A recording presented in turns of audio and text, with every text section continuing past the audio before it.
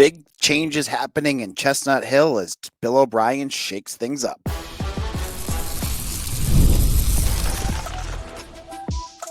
You are Locked On Boston College, your daily podcast on the Boston College Eagles. Part of the Locked On Podcast Network, your team every day. Hello and welcome. This is Locked On Boston College, your team every day. I'm your host, AJ Black. I'm the editor and publisher of Eagle Insider, part of the 247 Network. Today's episode is brought to you by Game Time. Download the Game Time app, create an account, and use code LOCKEDONCollege for $20 off your first purchase. Now, this was one of the busiest days in BC sports this year, as we had our press conference for Bill O'Brien, and what I said was not going to happen, happened. Bill O'Brien went right out and said who the starting quarterback is going to be for the SMU game. It's going to be Grayson James. We want to talk about that. We want to look at Tommy Castellanos, his reaction, and what's going on with him and what I think could be his future. We'll look at that. And finally, a commitment for football. I'll get into who that is and why I think this is a big get for the Eagles, even if his star rating isn't as big as some other guys. So let's get into the news. Let's get into what happened. So on Monday, the press conference happens. Right off the bat, Bill O'Brien, he has the quote. He brought both players, Tommy Castellanos and Grayson James, into his office on Sunday after the game, the day after the game, and talked to them about what his plans were. He said it was in the best interest of his team. He has to make decisions that are in the best interest of the team. And he said, I think what's best for the team right now is for Grayson James to be the starter. There it is right there. And then we'll get into more of what the Tommy Castellanos part afterwards. But interestingly enough, he also mentioned that Grayson was hurt earlier this year. We knew a little bit about his injury. Remember the Duquesne game? He didn't play. Jacoby Robinson played, and he wasn't available. It was a labrum injury. And he said that the players really respect him, which if you follow along and see what they do, the players definitely like Grayson James. So this is a move that had to happen. I said this on Sunday's episode. You had to move on. Castellanos has been so snake bitten this year, and the offense has struggled because he's just not the same quarterback. He's throwing the ball better. He has 15 touchdowns and 5 interceptions, which is great. But the thing that made him most deadly, his legs, are gone. He literally, watching him, he cannot do anything close to what he did last year. And the inability to consistently move the ball and just even like running the offense seemed gone. The game against Syracuse, he had two completions for 7 yards, an interception, 7 yards completions, 7 yards total, and an interception. Plus he ran for negative 10 yards. It's a no-brainer. You had to go with Grayson James here. That being said, James, I think folks need to maybe be careful about what you're expecting from James, because he is going to be a game manager. I think that's good because if you can get your running game going, I think he'll be able to do that. But in terms of the lateral passing game, even against Syracuse, a couple of those passes that he threw weren't all that accurate. He's not the most accurate quarterback. And I'm a little worried against a good defense like SMU that he's going to get picked apart. That being said, he earned this chance. And it's his opportunity to silence the doubters, to go out there, throw 2-3 touchdowns, maybe move the ball with his legs. We saw that against Western Kentucky. Grayson James, I think, does put BC in the best chance to win, position to win. He's got the confidence right now. Castellanos clearly does not. I think given what O'Brien wants to do, which is some throwing, he's able to do it more consistently. And I look at one of the big issues and the reasons why that's going to be a big change is their height. He's 6'3". Tommy Castellanos is 5'8", 5'9". That's a huge difference. That's going to be a big improvement in terms of just getting the ball out. I think a lot of times, and Mitch Wolf has said this on the show before, Castellanos I think he struggles to see over the offensive lineman, and he has to wait for guys to be wide open before he can do it because he can't see if there's a guy behind him, if there's a guy, going to jump the pass. It's harder for him to see that. James won't have that issue. I think Castellanos has more physical traits. James probably has a little bit better of an arm, but overall, I thought Castellanos would be a better quarterback, but he clearly isn't. So this now changes everything. This changes everything in terms of how this offense is going to run because you can now open up more of your playbook, I would think, because he can consistently throw the ball. You have a guy that can hand the ball off and do what you need to do there. And it honestly, and this is not a dig at Tommy, but like it gets rid of all of those like plays that were just going nowhere. How many quarterback misdirection plays or quarterback scrambles or even just pass plays were there would he just hold onto the ball, like freeze up, and then either like get no yards or sacked? It happens so often, and we won't be seeing that anymore, hopefully. SMU has a very good defensive line. I have to say that. So Grayson James is going to feel some heat on Saturday. I think that's going to be a bit of a challenge. But for Grayson James as well, one of the cool things about this is he grew up 35 minutes away from Dallas and SMU. He's from Duncanville, Texas, which is about 35 minutes outside. I Google mapped it. So that's it's going to be like a homecoming for him. But this is the end of an era, right? What a change this has been. We went from last year, and I know there's a lot of changing our recoloring the past. I see a lot of folks hating on Tommy, but we went from last year with the utter excitement of the Fenway Bowl, where he just dominated that game. He ran against SMU for 150 yards. He hit the game-winning touchdown. He had that, the pause freeze jump that he did. To now, where he's a shell of himself. This is a quarterback, we'll talk in a minute, that we had high expectations and it fell. Now it's Grayson James's time. It's time for him to pick up the ball and win for this team. It's a team game. It's his chance. And it sounds like from what Bill said, it's going to be more than one game for him. It's him going forward. And given what I'm going to talk to you about Tommy, I'm not even sure he's still on the team. So James, we're going to get to see what he's made of. What is his real ceiling and what is his floor? And can he activate? One thing I really want to see is, will he be able to activate some of these players that have just gone into like hiding? Like Jerron Bradley. We haven't seen him in 2 games? He's buddies with James. They obviously had good chemistry. He scored a touchdown with him against Western Kentucky. What about basically any of the other wide receivers other than Lewis Bond? Like, you haven't seen any of them. So there's a chance here. There's an opportunity. We'll see what James does. In our second segment, I want to dive into what's going on with Tommy. Where is he gone? Is he coming back? And look at his rise and fall in Chestnut Hill. We'll get into all of that in just a moment.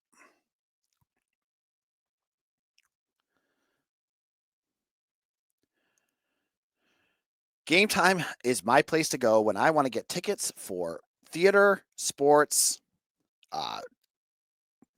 concerts, and anything else. They filter out the fluff with a thing called Game Time Picks, which gives you only incredible deals on great seats, so you don't have to waste time searching through thousands of tickets. Now, if you're looking to go see a concert in Boston and you're looking to make sure you're in the action, you're near the front, you can use their seat viewer to find what you're looking for. It takes the guesswork out, and with all-in pricing, that's more guesswork removed. You're not going to get any surprise fees at checkout. So what you got to do is download the Game Time app, create an account, and use code LOCKEDONCollege for $20 off your first purchase. Terms apply. You can create an account and redeem code LOCKEDONCOLLEGE. That's Locked On College for $20 off. Download Game Time today. What time is it? It's game time.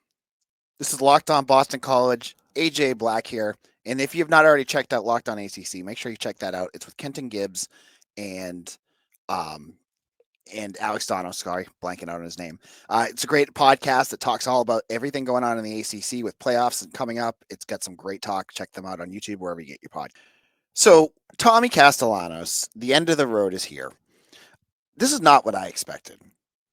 Like, I thought Bill O'Brien would have been able to adjust what he did, what Tommy does, so that you don't get the 15 touchdowns to 14 interceptions we saw last year. But he still be able to run the ball. But what we now have is a shell of himself, a guy that is more of a liability at times to your offense than a help. The explosiveness is gone. He's no longer an explosive runner. And this is it. Now, another quote that came out was that he stepped away from the team for a couple days. And it sounds like it was more like a conversation that he had with Bill, and I think Bill probably pushed it on him to do it. But it sounds like he didn't take the decision to start Grayson James very well. And this is one thing I think where people are being really hard on him for. They're really hard on him. And I get it. He's part of a team. You don't want him to quit on the team, whatever. But I caution you that this kid just, he's been working. He's put his heart and soul. Like, look at all the discussions earlier this year where he's there first thing in the morning with Coach Dibbs and Will Lawing working on things. To have that taken away, it might take a few days to get himself back together. And if you want to rag on him, that's your choice. I'm not gonna tell you not to, but I'm sure he's having a hard time. Now, where has this gone? I mean, gone in just over a year. He went from bringing completely out of nowhere, taking over the starting quarterback job from Emmett Morehead in the NIU game, almost winning that game with that insane run. That I mean, how many people did he dodge to get out of that? To winning a whole bunch of games for BC, like the Army game, Georgia Tech game. He kept BC fighting against Louisville, and I know the defense stunk there. And then winning the Fenway Bowl. To this, he decided to stay here when O'Brien came here. Remember, I think he had "I'm not going anywhere" or something like that, or I forget what his quote was. But I would check his Instagram, but he deleted it. He deletes it all the time though. But this is such a fall from grace. This is a guy that had superstar all over him last year. Yes, he wasn't the best quarterback. I mean, thrower, but the things he could do with his legs could win you football games. To where we are now, where you're going, Tommy's got to sit. This is hurting the team. This is a tough spot for him to be in. And I think I said this earlier. I think I said this earlier this week. This is the last time we've seen Tommy Castellanos in the Boston College uniform, at least as a starter. He may be on the sideline, but I don't think he's going to play again for BC. I mean, I would not be surprised if after the season he has one more year of eligibility left. I would not be surprised if he enters the transfer portal. Why should he stay here in a system that clearly isn't working for him? And I think we all can say that. Instead of going to a school like, I'm just going to throw out a few that play more like running gun, like more like mobile quarterbacks, like Coastal Carolina, Liberty, those types of schools. I mean, there's many out there, but those are just two that came out in my brain. Those types of schools could use a quarterback like that, and they would not ask him to do the pocket quarterback type of stuff that Bill was doing. So I would imagine he's going to be gone, and that's going to put a bookend to a chapter that was one of the most meteoric rise and falls I think I could imagine. Like Emmett Morehead, he came in and won a few games, and then all of a sudden he was gone. But I don't think anyone really expected a ton out of him. That wasn't that big of a surprise. But I think folks, built a lot of hope for. I mean, look at me. I'll even admit it. I got my kids over there with Tommy Castellanos jerseys because they love him. And there's lots of folks out there at times. I mean, I saw people that have koozies with Castellanos on them and all sorts of stuff. Like he was the face of the team. To go from that to a lot of folks getting really angry at him because he left the team. It's starting at the top of the mountain. I mean, starting at the bottom, going to the top of the mountain or halfway, crawling up a little bit, and then falling again. I think back to that pitcher at the Florida State game. I mean, think back. That was this year, and he looked like Tommy of last year, of him doing the bow and arrow thing that he did. That's an enduring photo of what that and Tommy with the bat and the cigar in his mouth. But again, this is I don't know if it's the offense that did it to him or he just was struggling or the physicality of his size. I mean, he's a smaller quarterback. I mean, it's tougher when you have 6'7" wide linemen in front of you. But this is it for Castellanos. This is going to be, he could come back to the team. He's taken a few days away. Bill's going to give us more of an update on that later. But he is now no longer the starter. Now, this brings up the question, if he's not the starter next year, will Grayson James be the starter or will Bill bring in a transfer too? I have felt that they their quarterback room is pretty thin, especially that Jonathan Montague he's moved over to wide receiver. So I would guess they're going to bring in probably somebody to have a competition with Grayson James. There's some names and we'll talk about those when they come around, but if Castellanos is gone, I imagine they'll bring in a transfer too. But I think there's lots of positives to remember of Castellanos as a starter. Some of those plays that he made, some of the throws that not even the throws he made, but like even this year, right? You had the Florida State game, he had that touchdown. And the as I mentioned before, the run against SMU. There were some big moments for him, and hopefully time will be kind to his time at BC. Because, the way things have ended has made things a little bit icky. And we'll have to wait to see how folks remember him and his time at BC. I'll remember him for being exciting, being kind of inconsistent, and then the fall from grace. That's all you can think about is this meteoric fall where things just were not working. And so that's my thoughts on Tommy. Now, in our last segment, football, they have a new commitment. I'm going to get into who that is and why you should be excited about who that is in just a moment. Get ready to tackle the NFL action with FanDuel, America's #1 sportsbook, because right now, new customers can bet $5 and get $150 in bonus bets if you win. The FanDuel Sportsbook app gives you everything you need to place live bets on the NFL all in one place. So when you get a hunch in the middle of the game, you can check out the latest stats, view live play-by-play, and so much more on the same page where you place your bets. Just visit FanDuel.com to join today. You'll get started with $150 in bonus bets when you place your first $5 bet. With the NFL going, there's so many different options you can make. Thursday night games coming up. You could do the over-unders. The prop bets are always great. I mean, I love with quarterbacks.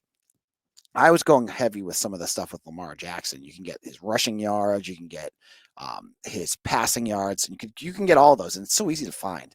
You just find the game and you hit more options and boom, everything's there for you. That's why I love FanDuel. And I think you will too.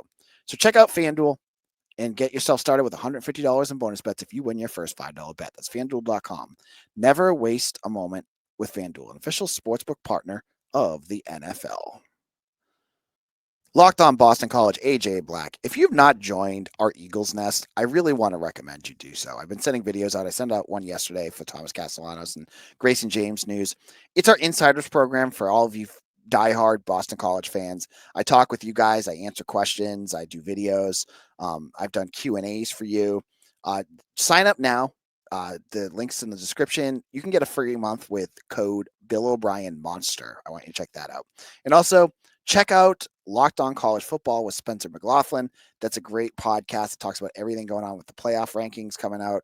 I'm sure they have a lot to talk about. So check out Locked On College Football on YouTube or wherever you get your podcasts. So we're wrapping things up here.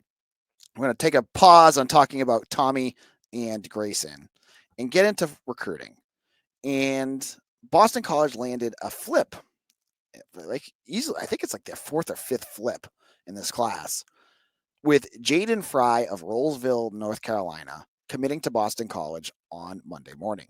Now, Fry is a 6'4" defensive edge who was committed to South Florida and was starting to get options and offers from a lot of big schools. He'd been in contact with schools like Cal and a few others, and just received an offer from Virginia Tech. So BC jumped on him before Virginia Tech got that visit. He was on campus for an official visit. He got to see the Syracuse game and blew him away. It was a great experience for him. He committed. Says he's shutting down his commitment. I don't know if they ever do that, but this is another good get. Their second defensive edge of the class, joining Israel Oladipo from Noblesville, Indiana. So I see some folks saying that these are flyers. Like, you're losing guys like Nolan James and Josiah Victor, but then replacing them with lower schools. I caught sometimes that's true. This one is not that, because I think Jayden Fry had more options than you may expect. And the fact that Virginia Tech was in on him, I mean, Virginia Tech is good at getting defensive edges. And if they're evaluating this kid as someone they want, you can best believe that he's probably worthwhile. So I don't really necessarily believe this is like a flyer. I think this is a good get. I think this is a kid with good size who will fill a need that you definitely have, because edge rushers right now is one of the positions I'm most concerned about. And yeah, he probably won't be a factor right away next year, but you need to start building up some guys that can um, compete and take that job, because you're losing Donovan Azaraku and Neto Ekpalo next year. They're both gone. You're going to have Quintavious Hutchins and maybe Josiah Griffin or transfer. I don't know, at edge. So they need some bodies. They definitely need some bodies. So this is a good one for them. And I do appreciate when they can flip guys. Like I like it better when it's against teams like Syracuse, when they got Bo McCormick, a running back from BB&N last week. I mean, when you can do that to your rivals, that's fun. And that was the second time they've done it to their rivals. I get the sense that both of these coaching staffs don't particularly care for each other. And I love a little juice in that sense. So another commitment. Now, are there other names that have been throwing around? I don't think so. You got DJ Johnson a couple weeks ago, tight end from Louisiana. He committed. You don't have. I think most of the names, are off the boards now. That being said, there's still 2 more official visit weekends. I don't think they're going to, 2 more visit weekends. I don't think there'll be a ton for the Pitt game over Thanksgiving weekend.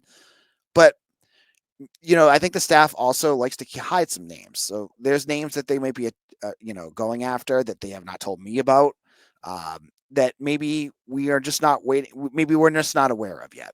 So there could be a few more surprises. We'll have to wait to see if that's the case. But they're at 26 commitments now. They're the 48th ranked recruiting class. And for the folks that continually say, that's the same as a Jeff Hafley class. Well, I have to continue to say, as someone who covers recruiting, that Bill O'Brien had 8 months to do this. He put together a whole recruiting. Now that Nolan James is gone, he had 8 months to basically put a whole recruiting class together. Reminder that most other schools, even when BC was here, it takes years to make those connections. So it was not easy. And I would expect the 2026 class to take that jump, because he's already working. He knows the kids now, and he's doing all that work. So I don't think that is an accurate reflection of what Bill's going to be able to do recruiting moving forward. Thank you all so much for listening. We'll be back tomorrow for another episode as we get ready for the SMU game. We'll go over any news, any notes, and all sorts of good stuff. Thank you for following. Follow me on Twitter at AJBlack247. Check out my work at Eagle Insider, and please subscribe and like this podcast on YouTube or wherever you get your podcasts. And thank you for listening to Locked On Boston College, your team every day.